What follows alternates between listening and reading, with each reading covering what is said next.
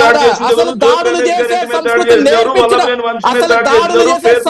నేర్పించిన దాడి చేసింది ఎవరు? నల్లపరెడ్డి ప్రసన్న కుమార్ రెడ్డి ఇంటి మీద దాడి చేసింది ఎవరు? కామిరెడ్డి నాని ఇంటి మీద దాడి చేసింది ఎవరు? కేశరెడ్డి పెద్దారెడ్డి, అబ్బాయి చౌదరి, హిందూపూర్ వైసీపీ రాము హారిక, అదే విధంగా చిత్తూరు రెడ్డమ్మ, దేవినేని అవినాష్, విడుదల రజనీ, మార్కాని భరత్, రోజా గారిపై ఆర్పీ గారిని పెట్టి నమ్మూరు శంకర్రావు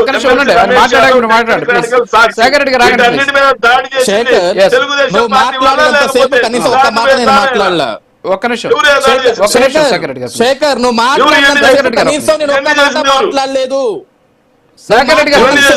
ఒక్క మాట మాట్లాడలేదు. వినే ఓపిక ఉండాలా? విను, తర్వాత రాసుకుని మాట్లాడు. సమాధానం నాకు చెప్తున్నా, నేను నిన్ను అడగట్లా, నీకు చెబుతున్నా. విను, విను శేఖర్, విను ఫస్ట్ విను. దాడుల సంస్కృతి తీసుకొచ్చింది ఎవడు? ఫస్ట్ తెలుగుదేశం పార్టీ కార్యాలయం మీద దాడి చేసిన పనికి మాలిన వెదవడెవడో అది అవినాష్ సమాధానం చెప్తాడు, కొడాల నాని సమాధానం చెప్తాడు, వల్లభనేని వంశీ సమాధానం చెప్తాడు, జోగి రమేష్ సమాధానం చెప్తాడు. వాళ్ళే చెప్పాలా. చంద్రబాబు గారి ఇంటి మీద దాడి చేయడానికి వచ్చిన దరిద్రుడు ఎవడు? అది ఆ విషయం కూడా జోగి రమేష్ చెప్పాలా. పట్టాభి గారి ఇంటి మీదకి ఇంట్లో చిన్న కూతురున్నప్పుడు దాడి చేయడానికి వెళ్ళిన దరిద్రులు ఎవరు? ఆ విషయం కూడా వీళ్ళే సమాధానం చెప్పాలా. సరే, ఇప్పుడు పాయింట్కి వస్తే, నిన్న జగన్మోహన్ రెడ్డి గారు పరామర్శ, ఎవరు? కల్తీ మద్యంలో అరెస్ట్ అయిన జోగి రమేష్, కల్తీ మద్యం తయారీలో అద్భుతంగా పాత్ర పోషించి కొన్ని కోట్ల రూపాయలు సంపాదించిన జోగి రమేష్, ఆ జోగి రమేష్ ఇంటికి పరామర్శకు వచ్చిన పెద్ద మనిషి జగన్మోహన్ రెడ్డి. సార్, ఇక్కడ ఏమవుతుందంటే సార్, జగన్మోహన్ రెడ్డి గారికి నరబలంటే చాలా ఇష్టం అండి పాపం. కానీ ఆయన కార్యకర్తలు బలి తీసేసుకుంటాడు. ఫస్ట్ ఏమో ఆయన కారు కింద సింగయ్య ఒక వ్యక్తిని తొక్కించి చంపేశాడు. కనీసం ఈ రోజు వరకు సింగయ్య గారు ఇంటికి వెళ్ళాడు సార్ జగన్మోహన్ రెడ్డి గారు. అయ్యో సింగయ్య గారు పాపం నా కారు కింద పడి చనిపోయాడు, వాళ్ళ కుటుంబం ఎలా ఉంది అని వెళ్ళి పరామర్శించాడా?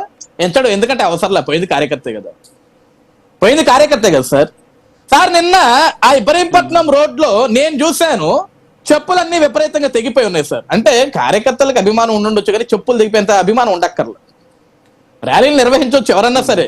ఇప్పుడు వీళ్ళందరూ ఏమంటారంటే, రాజుగారు ఇక్కడ 7 గంటలు వెళ్ళాడంటే ఆ జనసంద్రోహం సూపర్. 7 గంటలు కాకపోతే 70 గంటలు పోండి, ఎవడొద్దన్నాడు. మాకు కూడా కావాల్సింది అదే వాస్తవానికి.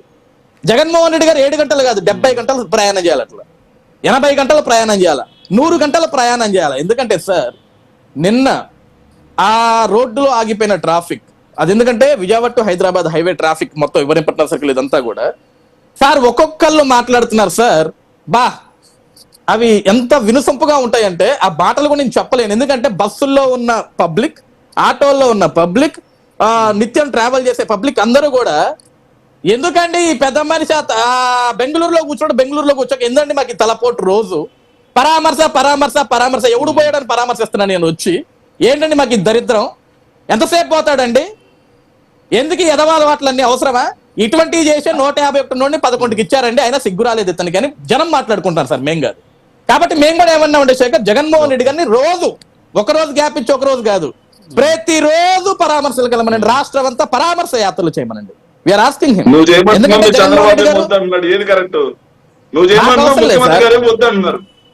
సార్ మేమేమంటున్నాం, నేను చేయమంటున్నాను.